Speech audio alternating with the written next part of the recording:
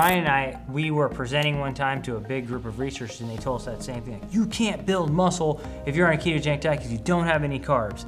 And so we went out and did the research on that. And we actually found that on a ketogenic diet, you gain just as much muscle at a whole body level, and we looked at the molecular level, we found the same thing. So as you know, at our institute, we do research on probably the top 1% in the world and the top executives in the world.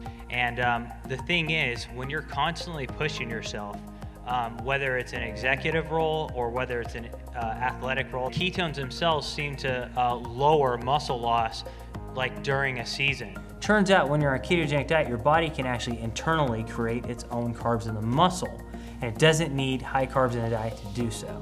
So we thought that was cool. There's no such thing as an essential carbohydrate. The amazing thing about our bodies is that they can create the amount of glucose and carbohydrates that it needs on its own.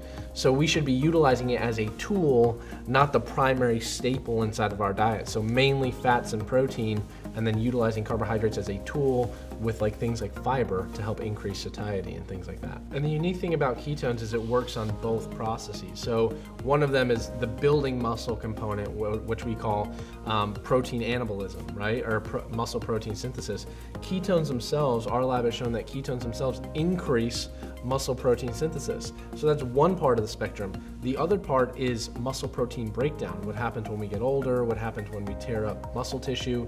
It's also been shown that ketones prevent a lot of that muscle protein breakdown from happening. So it's really favoring that right side component of building muscle and being anabolic to tissue that needs it the most.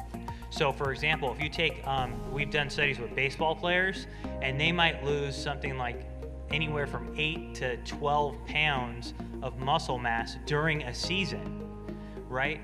Same thing with our military. When they're out in the field, they'll lose obviously a lot of muscle in a sustained military mission. And ketones themselves seem to be anti-breakdown of muscle or anti-catabolic. So those are really positive things that we see. Also in the lab, if you take ketones, they can directly stimulate muscle protein synthesis, and we've done that in our lab as well. So you know, there's a lot of benefits that you can see as far as performance in ketones, I think. Not to mention like the cognitive benefits that you get. We're seeing a lot with the athletes that we work with, and also just a lot of anecdotal evidence, at least at this point, but we're actually going to be testing in some of the studies that I had mentioned earlier about the exogenous ketones, where we're going to be looking at muscle glycogen stores following high intensity bouts. So we'll get more information on that, but right now, at least anecdotally, they're showing that it seems to be really good when it comes to that recovery aspect.